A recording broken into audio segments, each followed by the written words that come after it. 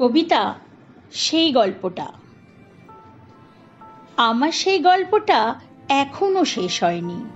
শোনো, পাহাড়টা আগেই বলেছি ভালোবেসেছিল মেঘকে, আর মেঘ কিভাবে শুকনো খটখটে পাহাড়টাকে বানিয়ে তুলেছিল ২৬ বছরের ছোকরা, সে তো তোমাদের আগেই শুনেছ।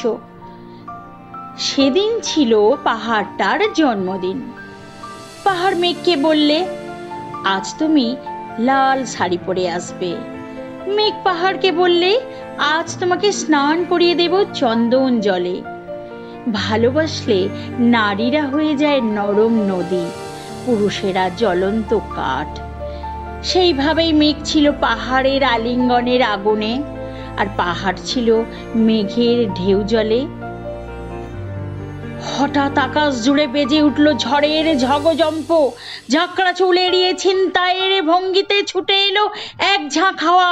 মেঘের আঁচলে টান মেরে বললে, ওঠ ছড়ি, তোর বিয়ে। এখনো শেষ হয়নি গল্পটা।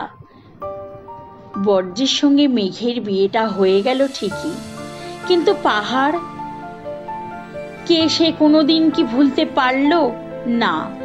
বিশ্বাস না হয় তো চিরে দেখতে পারো পাহাড়টার হাড় পাঁজর।